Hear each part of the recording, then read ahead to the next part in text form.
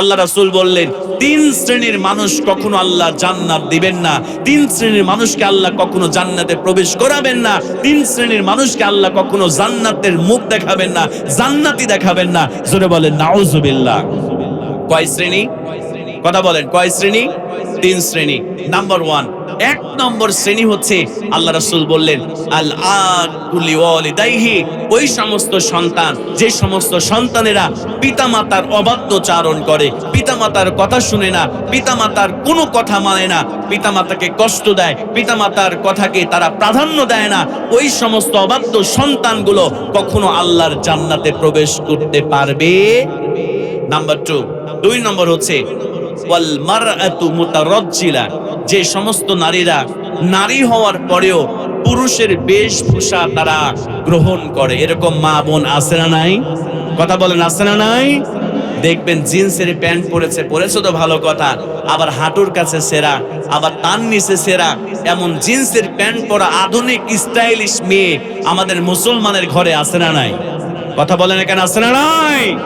আল্লাহ রাসূল বললেন, এই নারী যারা পুরুষের বেশভূষা গ্রহণ করে, জিন্সের প্যান্ট পরে, শার্ট পরে তারা রাস্তায় বের হয়, আর যুবকেরা সেইটা দেখে মুগ্ধ হয়ে যায়, তারা চোখের জিনা তারা করে ফেলে। এরকম যুবকও আছে না নাই? বলেন তো ভাইরা। আমার বোন, আপনি শুধু নিজের ক্ষতি করলেন না, আপনি আরেকজন ইয়াং জেনারেশন যারা, আরেকজন পুরুষের আপনি তার গুনার বোঝাকেও ভারী করলেন। আল্লাহ রাসূল বলেছেন, তারা ঘরে না ফেরা পর্যন্ত আল্লাহ জেনার গুনাহ ওই বোনের আমল নামায় আল্লাহ লিপিবদ্ধ করে দিবে। জোরে বলেন নাউজুবিল্লাহ। নাম্বার 3 নম্বর, আল্লাহ জান্নাত দিবে না তাদেরকে। কাদেরকে? আদ-দায়ুস, যারা দায়ুস মানে হচ্ছে যারা পরিবারের মধ্যে যিনি কর্তা, যিনি বাবা, যিনি বড় ভাই, এক কথায় প্রধান যিনি, তিনি পর্দার ব্যাপারে বেখেয়াল। স্ত্রী বেপর্দা হয়ে ঘর থেকে বের হয়ে যায়, কন্যা বেপর্দা হয়ে ঘর থেকে বের হয়ে যায়, মা বেপর্দা হয়ে ঘর থেকে বের হয়ে যায়। আল্লাহ রাসূল বললেন, এরা দায়ুস, আর এই দায়ুস কখনো আল্লাহর জান্নাতে প্রবেশ করতে পারবে না। জোরে বলেন নাউজুবিল্লাহ। এই 3 শ্রেণীর মানুষ কখনো জান্নাতে যাবে না। এজন্য আমার অভিভাবক যারা আছেন, আপনার মেয়েকে কলেজে পড়ান, কোনো সমস্যা নাই, ইউনিভার্সিটিতে পড়ান, কোনো সমস্যা নাই, কিন্তু আপনি তাদেরকে কোরআনের শিক্ষা দেন, তাদেরকে পর্দার শিক্ষা দেন, তাদেরকে নবীর সুন্নাহ শিক্ষা দেন, খাদিজার জীবনী শিক্ষা দেন, তাহলে আপনার মেয়ে হবে আল্লাহ পাক সুবহানাহু ওয়া তাআলা ফাতিমার মতো, খাদিজার মতো কবুল করে আপনিও জান্নাতে হবেন, আপনি বাবা মেয়েও জান্নাতে হবেন, আপনার মেয়েও জান্নাতে হয়ে যাবে। জোরে বলেন সুবহানাল্লাহ। সব থেকে আমার কিছু বন্ধুদের জন্য বাস্তব কিছু কথা বলি। অনেক যুবক আছে এই মোবাইল ফোনে, সোশ্যাল মিডিয়াতে, যদি বোরকাওয়ালি একটা যদি ফেসবুক মেসেঞ্জারে, আচ্ছা প্রিয় ভাইরা, অনেক বোন আছে, ভালো করে যুবক ভাইদের জন্য কিছু কথা বলি। অনেক যুবক আছে ফেসবুক মেসেঞ্জারে যদি কোনো বোরকাওয়ালি যদি একটা মেসেজ দেয়, কোনো রকম সালাম দিয়েছে, ওই যুবকের তো মাথা টাথা নষ্ট হয়ে যায়। এরকম যুবক আছে না নাই? এই যুবকেরা কথা বলেন, এখানে আছে না নাই? যুবক ভাইয়েরা, পর্দাওয়ালি দেখে পাগল হয়ে যাবেন না, কারণ বর্তমানে সোশ্যাল মিডিয়ার যুগ। বলতে পারেন হুজুর আপনি ওইগুলা দেখেন, আসলে দেখতে হয় না। আমরাও তো মানুষ, মাঝে মাঝে ফেসবুক চালাইতে স্ক্রল করতে করতে কিছু ভিডিও চোখের সামনে চলে আসে, যেটা দেখলে আশ্চর্য হয়ে যায়। হাতে মোজা পরেছে, পায়ে মোজা পরেছে, 6 পাট্টার হিজাব পরেছে, চোখ কিছুই দেখা যায় না, নিকাব পরেছে, এরপরেও তারা ফেসবুকে রিলস ভিডিও আর টিকটক ভিডিও আপলোড দেয়। এরকম বোন আছে না নাই?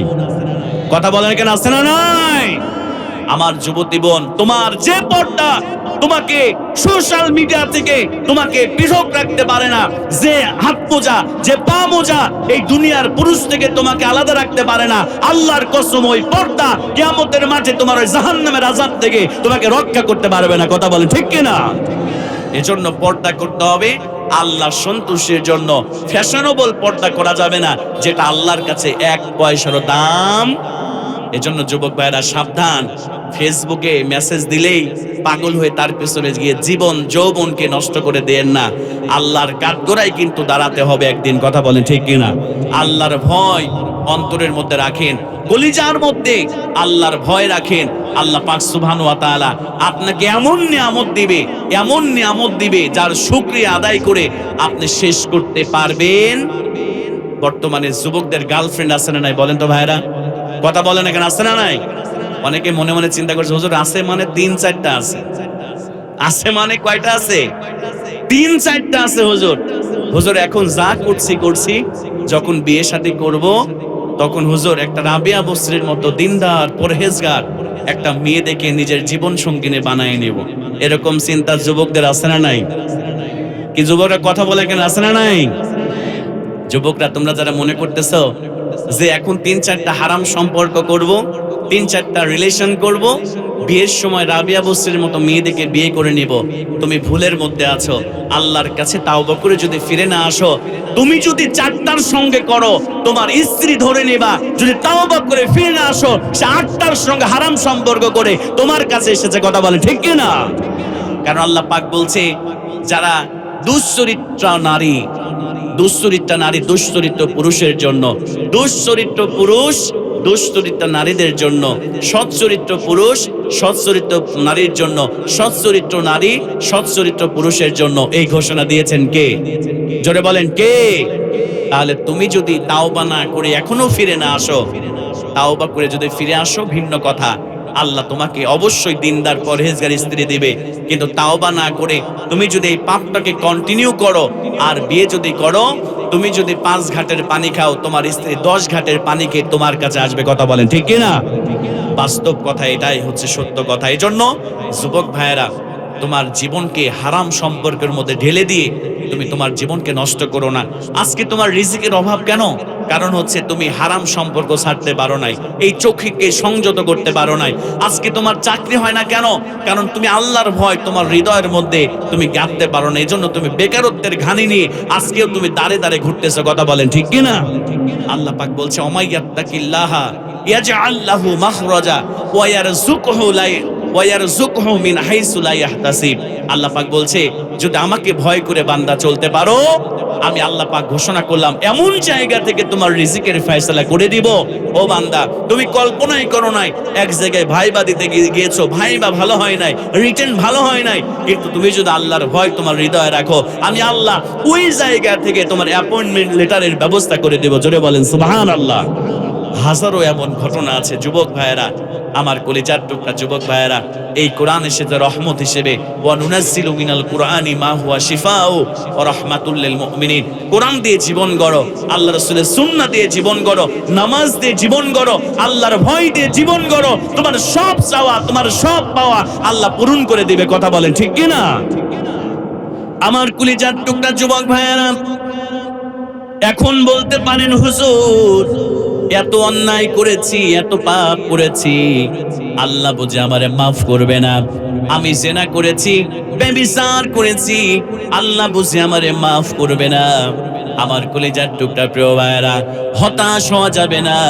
আল্লাহ পাক সুবহানাহু ওয়া তাআলা বলেন লা তাকনাতু মির রাহমাতিল্লাহ। আল্লাহ পাক সুবহানাহু ওয়া তাআলা বলেন আমার বান্দারা, আমার রহমত থেকে তোমরা নিরাশ হয়ে যেও না।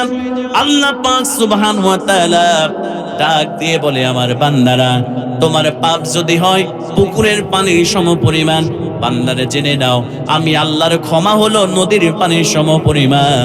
তোমার পাপ যদি হয় নদীর পানির সমপরিমাণ, আমি আল্লাহর ক্ষমা আর দয়া হলো ওই সাগরের পানির সমপরিমাণ। আল্লাহ পাক সুবহানাহু ওয়া তাআলা বলেন বান্দারে, তোর পাপ যদি হয় সাগরের পানির সমপরিমাণ, আল্লাহ পাক সুবহানাহু ওয়া তাআলা ডাক দিয়ে বলে ও বান্দা, তুই জেনে রাখিস আমি আল্লাহর ক্ষমা, আমি আল্লাহর দয়া হলো ওই সুবিশাল আসমানের সমপরিমাণ। জোরে বলেন সুবহানাল্লাহ। এজন্য আমার প্রিয় ভাইরা, আল্লাহর কাছে যদি তওবা করে ফিরে আসতে পারেন, আল্লাহর কাছে যদি তাওবার মতো তাওবা করতে পারেন, আল্লাহ পাক সুবহানাহু ওয়া তাআলা আপনার জীবনের সব গুনাহগুলোকে maaf করে দেয়া আল্লাহ পাক আপনাকে জান্নাত দিয়ে ধন্য করে দিবে। জোরে বলেন সুবহানাল্লাহ। বিশ্বনবী সাল্লাল্লাহু আলাইহি ওয়াসাল্লাম তিনি সাহাবায়ে কিরামদেরকে উদ্দেশ্য করে বলেন, দেখেন তাওবা করলে কেমন করে গুনাহ maaf হয়ে যায়। আমার মুসলমান ভাইরা, আল্লাহর নবীজি বিশ্বনবী সাল্লাল্লাহু আলাইহি ওয়াসাল্লাম বলেন, বনি ইসরাইলের একজন ব্যক্তি ছিল, তিনি 99টা খুন করেছে, হত্যা করেছে। বিনা অপরাধে 99 জন মানুষকে হত্যা করেছে। হত্যা করার পরে হঠাৎ করে তার হৃদয়ের মধ্যে একটু অপরাধ বোধ কাজ করেছে, অনুশোচনা কাজ করেছে। আল্লাহর এই বান্দা 99টা খুন করার পরে বুঝতে পেরেছে, আহারে আমি তো ভুল করে ফেলেছি, অপরাধ করে ফেলেছি। নিজের মধ্যে অপরাধ বোধ কাজ করেছে, অনুশোচনা বোধ কাজ করেছে। আমার প্রিয় ভাইয়েরা, তিনি এক জায়গায় যাওয়ার পরে এক ব্যক্তির কাছে চলে গেলেন। এক ব্যক্তির কাছে যাওয়ার পরে বললাম, আমি তো 99টা খুন করেছি, মানুষকে হত্যা করেছি, আমার বাঁচার কোনো উপায় আছে নাকি? আমার তাওবার কোনো পথগুলো আছে নাকি? আল্লাহ আমারে মাফ করবে নাকি? আমার একটু বলে দাও। আমার প্রিয় ভাইয়েরা, ওই ব্যক্তিটা ডাক দিয়ে বলে, তুমি 99টা মানুষকে হত্যা করেছো, তোমার তাওবার দরজা খোলা নাই, তোমাকে আল্লাহ পাক সুবহানাহু ওয়া তাআলা মাফ করবে না। এবার ওই বনী ইসরাঈল ব্যক্তিটা আল্লাহ রাসূল বললেন, রাগান্বিত হয়ে তরবারিটা বের করে আবার ওই ব্যক্তিটাকে হত্যা করার পরে 100টা পূর্ণ করার পরে আবার অন্তরের মধ্যে অনুশোচনা বোধ কাজ করে, সাইরে আমি কি করলাম, 99টা ছিল, 100টা পূর্ণ করে ফেললাম। তিনি আবার আরেকজন পাদ্রীর কাছে তিনি চলে গিয়েছেন, একজন ব্যক্তির কাছে তিনি আবার চলে গিয়েছেন। যাওয়ার পরে বললেন, আমার জন্য কি তাওবার দরজা খোলা আছে নাকি? আমার জন্য আল্লাহ কি আমারে মাফ করবে নাকি? আমার প্রিয় ভাইয়েরা, ওই ব্যক্তি তাকে নিরাশ করেন নাই। ওই ব্যক্তি তাকে বললেন, ভাই আমার, তোমার জন্য তাওবার দরজা খোলা আছে, তবে এক জায়গায় তোমাকে যেতে হবে, অমুক এলাকায় অমুক একজন আল্লাহর ওলি আছে, তার কাছে তুমি চলে যাও। আল্লাহ পাক সুবহানাহু ওয়া তাআলা কি করলে তোমারে মাফ করে দিবে, ওই ব্যক্তি তোমারে পথ দেখায় দিবে, তোমারে বলে দিবে। এবার আল্লাহর বান্দা খুশি মনে এবার ওই জায়গায় যেতে শুরু করলেন। ওই এলাকায় যাওয়ার জন্য তিনি রওনা শুরু করলেন। আমার প্রিয় ভাইয়েরা, প্রতিমধ্যে মালাকুল মউত এসে তার মালাকুল মউত এসে তার রূহটাকে কবজ করে ফেললো। এবার আমার প্রিয় ভাইয়েরা, রহমতের ফেরেশতাও চলে আসলো, আযাবের ফেরেশতাও চলে আসলো তার রূহটাকে নিয়ে যাওয়ার জন্য। আল্লাহ পাক রব্বুল আলামিনের ফেরেশতারা যখন হাজির হয়ে যায়, ওই ব্যক্তির রূহ নিয়ে টানাটানি শুরু হয়ে গেল। আযাবের ফেরেশতারা বলে, আমরা এই রূহটাকে নিয়ে গিয়ে আমরা জাহান্নামের মধ্যে নিক্ষেপ করে দিব।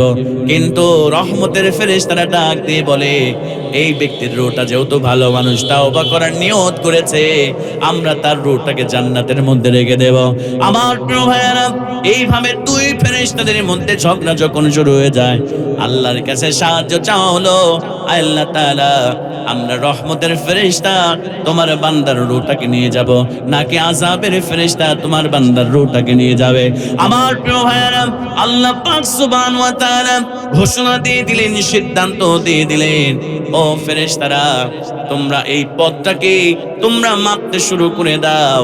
আমার বান্দা যেই জায়গা থেকে যেই পর্যন্ত মৃত্যুবরণ করেছে, এইটার দূরত্ব কতটুকু, আর যেই জায়গায় মৃত্যুবরণ করেছে আর যার কাছে তিনি তাওবা করতে যায়, এই দূরত্বটা কতটুকু।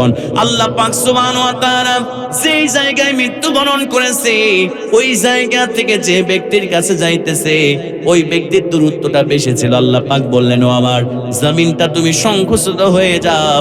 এবার জমিনটা সংকুচিত হয়ে গেল। আল্লাহ পাকের ফেরেশতারা মাপ দিয়ে দেখে, যেই জায়গায় মৃত্যুবরণ করেছে, যেই জায়গায় তাওবা করবে, এই জায়গার পরিমাণটা কম হয়ে গিয়েছে, আর যেখান থেকে রওনা করেছে, যেই জায়গায় মৃত্যুবরণ করেছে, এই জায়গার পরিমাণটা বেশি হয়ে গিয়েছে। আল্লাহ পাক সুবহানাহু ওয়া তাআলা ডাক দিয়ে বললেন, আমার বান্দার জীবনের গুনাহগুলো আমি মাফ করে দিয়েছি, কারণ সে তাওবার নিকটবর্তী হয়েছে, কাছাকাছি হয়েছে। আমার বান্দার জীবনের সমস্ত গুনাহ আমি মাফ করে দিয়েছি। রহমতের ফেরেশতারা তোমরা আমার বান্দার রূহটাকে তোমরা নিয়ে জান্নাতের মধ্যে নিক্ষেপ করে দাও। জোরে বলেন সুবহানাল্লাহ। এজন্য আল্লাহ রাব্বুল আলামিন বলেন, ইয়া আইয়ুহাল্লাযীনা আমানু তুবু ইলাল্লাহি তাওবাতান নাসুহা আসা রাব্বুকুম আইয়ুকাফফিরা আনকুম সাইয়্যাতিকুম ويدخلكم جنات تجري من تحتها الأنهار। জোরে বলেন আল্লাহু আকবার। আল্লাহ পাক সুবহানাহু ওয়া তাআলা বলেন, ইয়া আইয়ুহাল্লাযীনা আমানু, হে ঈমানদারেরা, তুবু ইলাল্লাহি তাওবাতান নাসুহা, তোমরা তাওবার মতো তাওবা করে আমি আল্লাহর কাছে যদি ফিরে আসতে পারো, আমি আল্লাহ দুইটা পুরস্কার দান করব। এক নাম্বার পুরস্কার হলো আসা রাব্বুকুম আইয়ুকাফিরা আনকুম সাইয়্যাতিকুম, আমি আল্লাহ তোমাদের জীবনের সব গুনাহ মাফ করে দিব। আর দুই নম্বর হলো আমি আল্লাহ পাক ওয়ায়ুদখিলাকুম জান্নাতিন তাজরি মিন তাহতিহাল আনহার, আমি আল্লাহ এমন একটা জান্নাত দিয়ে দিব যে জান্নাতের তলদেশ দিয়া ঝর্ণা ধারা প্রবাহমান। জোরে বলেন সুবহানাল্লাহ। এজন্য আমার যুবক ভাইয়েরা, কত নামাজ ছেড়ে দিয়েছো, কত জিনা করে ফেলেছো, কত কোরআন ছেড়ে দিয়েছো, কত নবীর সুন্নাহ পালন করো নাই। আল্লাহর কাছে তাওবা করো, আল্লাহর কাছে ফিরে আসো। আল্লাহর কাছে যদি তাওবার মতো তাওবা করে ফিরে আসতে পারো চোখের পানি ছেড়ে দিয়ে, ওয়াল্লাহি আল্লাহর কসম করে বলছি আল্লাহ পাক তোমার জীবনের সব গুনাহগুলো মাফ করে দিবে। জোরে বলেন সুবহানাল্লাহ। আমার মায়েরা, কত নামাজ ছেড়ে দিয়েছেন, আমার বোনেরা কত পর্দা ছেড়ে দিয়েছেন, কত জিনা করেছেন, সোশ্যাল মিডিয়াতে নাটক সিনেমা দেখে দেখে আপনার আমল নামায় গুনার বোঝা ভারী করে ফেলেছেন। ও মায়েরা, তাওবা করে আল্লাহর কাছে ফিরে আসেন। আল্লাহর কাছে যদি তাওবা করেন, চারটা আমল যদি আমার মায়েরা করেন, নামাজ, রোজা, পর্দা, স্বামীর নিরানুগত্য, আল্লাহ পাক সুবহানাহু ওয়া তাআলা আপনাকে আম্মাজান খাদিজার সঙ্গে জান্নাত দিয়ে ধন্য করে দিবে। জোরে বলেন সুবহানাল্লাহ। আমার মা বোনেরা, স্বামীকে সম্মান করবেন, স্বামীর সঙ্গে বেয়াদবি করবেন না, স্বামীকে সম্মানজনক আচরণ করবেন। অনেক মায়েরা আছে ছোট্ট ছোট্ট বিষয় নিয়ে স্বামীর সঙ্গে ঝগড়া করে, স্বামীর সঙ্গে বাজে আচরণ করে, স্বামীকে কষ্ট দেয়। আমার মায়েরা একটু ভালো করে লক্ষ্য করেন, যারা পরিবারের মধ্যে বেশি বেশি করে মনোমালিন্য করে, যারা স্বামীর সঙ্গে ঝগড়া করে, ওই পরিবারের শান্তি আল্লাহ পাক নষ্ট করে দেয়। জোরে বলেন নাউজুবিল্লাহ। একদিন বিশ্বনবী মুহাম্মদুর রাসূলুল্লাহ সাল্লাল্লাহু আলাইহি ওয়াসাল্লাম, ও মা বোনেরা ভালো করে লক্ষ্য করেন, আমার ভাইয়েরা আপনারাও ভালো করে লক্ষ্য করেন। স্বামীকে, অনেক স্বামী আছে স্ত্রীকে আঘাত করে, অনেক স্বামী আছে স্ত্রীকে বিনা কারণে মারধর করে, স্ত্রীর পান থেকে চুন খুসলে স্ত্রীকে আঘাত করে। এমন অনেক পুরুষ কিন্তু আমাদের এই সমাজের মধ্যে রয়েছে। কথা বলেন ঠিক কিনা? আমার প্রিয় ভাইয়েরা, স্ত্রীর গায়ে আঘাত করবেন না। আল্লাহর নবীজি বিশ্ব নবী সাল্লাল্লাহু আলাইহি ওয়াসাল্লাম কোনদিন কোন স্ত্রীকে আঘাত করেন নাই, আমাদের গায়ে হাত তোলেন নাই। আপনি যদি সেই নবীর উম্মত হয়ে কাজ আপনি করেন, আল্লাহর কাঠগড়ায় কিন্তু কাল কিয়ামতের দিন আপনাকে আল্লাহর কাঠগড়ায় দাঁড়াতে হবে। কথা বলেন ঠিক কিনা? আমার মুসলমান কলিজার টুকরা প্রিয় ভাইয়েরা, বিশ্ব নবী সাল্লাল্লাহু আলাইহি ওয়াসাল্লাম একদিন আম্মাজান বিশ্ব নবী সাল্লাল্লাহু আলাইহি ওয়াসাল্লাম একদিন তিনি হযরতে ফাতিমা রাদিয়াল্লাহু তাআলা আনহার বাড়িতে এসেছে। ভালো করে লক্ষ্য করেন, আপনাদের জন্য শিক্ষা আছে, আমার মায়েদের জন্য শিক্ষা আছে। ভালো করে লক্ষ্য করেন, বিশ্বনবী মুহাম্মদুর রাসূলুল্লাহ সাল্লাল্লাহু আলাইহি ওয়াসাল্লাম হযরতে ফাতিমার খবর নেওয়ার জন্য, ফাতিমা কেমন অবস্থায় আছে এইটা দেখার জন্য আল্লাহর নবী বিশ্বনবী সাল্লাল্লাহু আলাইহি ওয়াসাল্লাম ফাতিমার বাড়িতে যখন আসলেন, আমার প্রিয় ভাইরা দেখেন ফাতিমা ঘরের মধ্যে কান্না শুরু করে দিয়েছে। কান্না করে হযরতে ফাতিমার চোখ দিয়ে তাও দর দর করে পানি পড়ে যায়। আমার মায়েরা, আমার ভাইরা ভালো করে লক্ষ্য করেন, আল্লাহর নবীজি ফাতিমারে জিজ্ঞেস করলেন, ফাতিমা কেন কান্না করো, কেন তোমার চোখ দিয়ে পানি বের হয়ে যায়? হযরতে ফাতিমা ডাক দিয়ে বলে, ইয়া রাসূলুল্লাহ, ইয়া হাবিবাল্লাহ, আমার কথার দ্বারা আপনার জামাতা হযরত আলী একটু কষ্ট পেয়েছে, হযরত আলীর সঙ্গে আমার একটু মনোমালিন্য হয়েছে আব্বাজান গো, এজন্য মনটা বড় খারাপ। হযরত আলী ঘর থেকে বের হয়ে কোথায় যেন চলে গিয়েছে। বিশ্বনবী সাল্লাল্লাহু আলাইহি ওয়াসাল্লাম রক্তের আগুনের মতো, আগুনের গোলার মতো চেহারাটা হয়ে গেল, বিশ্বনবীর চেহারাটা ধারণ করলো। এবার আল্লাহর নবী সাল্লাল্লাহু আলাইহি ওয়াসাল্লাম রাগান্বিত চেহারা নিয়ে, রক্তিম বর্ণের চেহারাটা নিয়ে ঘর থেকে বের হয়ে গিয়ে হযরত আলীকে খুঁজতে শুরু করলেন। হযরত আলীকে খুঁজতে খুঁজতে এক জায়গায় ধুলামলিন অবস্থায় পেয়ে গেলেন। হযরত আলীকে ধরে নিয়ে আসলেন। নিয়ে আসার পরে হযরতে ফাতিমাকে শাসন করে দিলেন, দুইজনের হাতের সঙ্গে হাতটা আল্লাহর নবী বিশ্ব নবী সাল্লাল্লাহু আলাইহি ওয়াসাল্লাম মিলায় দিলেন। আমার প্রিয় ভাইরা, এবার মিলায় দেওয়ার পরে হযরত ফাতিমাও হাসি, হযরত আলীও হাসে। আল্লাহর নবীজি হাসতে হাসতে ঘর থেকে যখন বের হয়ে যায়, হযরত ওমর রাদিয়াল্লাহু তাআলা আনহু বিশ্ব নবীর সঙ্গে ছিলেন। আমার প্রিয় ভাইরা, হযরত ওমর রাদিয়াল্লাহু তাআলা আনহু এবার বিশ্ব নবীকে জিজ্ঞেস করলেন, ইয়া রাসূলুল্লাহ, কিছু মনে না করলে একটা প্রশ্ন করতে চাই। ইয়া রাসূলুল্লাহ, যদি অনুমতি দেন। আল্লাহর নবী বললেন, ওমর রে, কি বলবা বলো, কোনো সমস্যা নেই, অনুমতি প্রদান করা হলো। হযরত ওমর বললেন, ইয়া রাসূলুল্লাহ, আপনি যখন ফাতিমার ঘরের মধ্যে প্রথমে প্রবেশ করলেন, যখন ঘর থেকে বের হয়ে গেলেন, ইয়া রাসূলুল্লাহ, আপনার চেহারাটা আগুনের গোলার মতো কেমন যেন লাল টকটকে দেখাচ্ছিল। আপনি এখন যখন বের হলেন, আপনি হাসতে হাসতে বের হলেন, কারণটা কি জানতে চাই ইয়া রাসূলুল্লাহ। আল্লাহর নবী ডাক দিয়ে বলে, ওমর রে, শুনে নাও, শুনে নাও, প্রথমে যখন আমি ঘরের মধ্যে প্রবেশ করলাম, আমার ফাতিমার সঙ্গে ওমরের ঝামেলা হয়েছে, মনোমালিন্য হয়েছে। আমি আসমানের দিকে তাকায় দেখলাম আল্লাহর আযাবের ফেরেশতারা জাহান্নামের উল্কা পিণ্ডগুলো আমার ফাতিমার বাড়ির উপরে নিক্ষেপ করতেছে। জোরে বলেন নাউজুবিল্লাহ। আর দ্বিতীয়বার আমি যখন তাদের মধ্যে মিলন ঘটায় দিলাম, তাদের মধ্যে সুসম্পর্ক যখন গঠন করে দিলাম, ওমর রে, আমি আসমানের দিকে খেয়াল করে দেখলাম আল্লাহর জান্নাতি ফেরেশতারা ফুলের শুভেচ্ছা ফুলগুলো, জান্নাতের ফুলগুলো, পুষ্পকাননগুলো আমার ফাতিমার বাড়ির উপরে তারা ছিটায় দিতেছে। জোরে বলেন সুবহানাল্লাহ।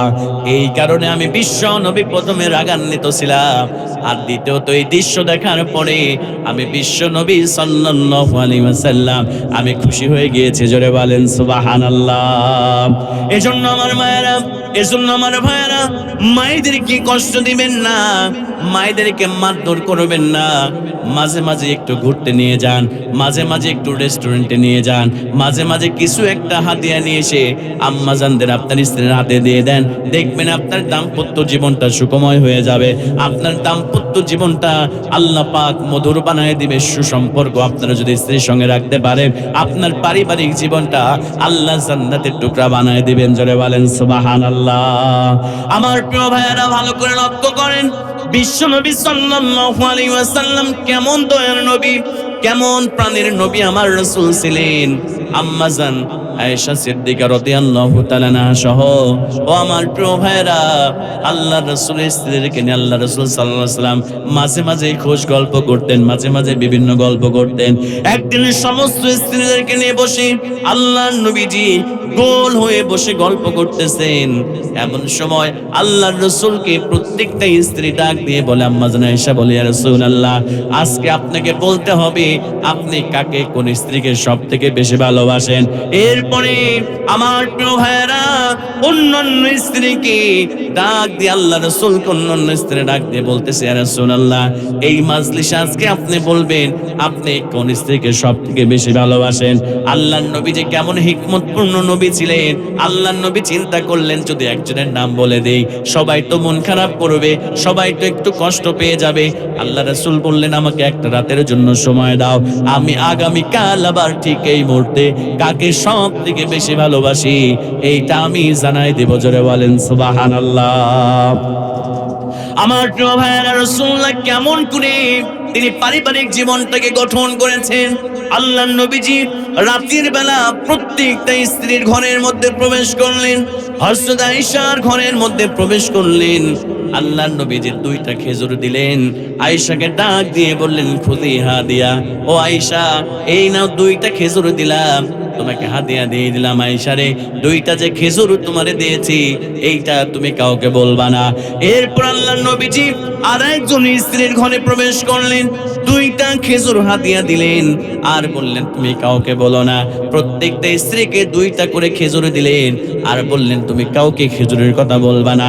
আল্লাহর নবীজি পরের দিন সমস্ত স্ত্রীরা একসাথে হয়েছে আল্লাহর নবীজি কাকে বসে ভালোবাসে এটা শোনার জন্য। আমার প্রিয় ভাইয়েরা, আল্লাহর নবীজি বিশ্ব নবী সাল্লাল্লাহু আলাইহি ওয়াসাল্লাম কি ধীরে ধরে বলছে, ইয়া রাসূলুল্লাহ, ইয়া হাবিবাল্লাহ, আর তো দেরি হয় না, আপনি তাড়াতাড়ি বলে দেন আপনি কোন স্ত্রীকে সব থেকে বেশি ভালোবাসেন, তাড়াতাড়ি আপনি বলে দেন।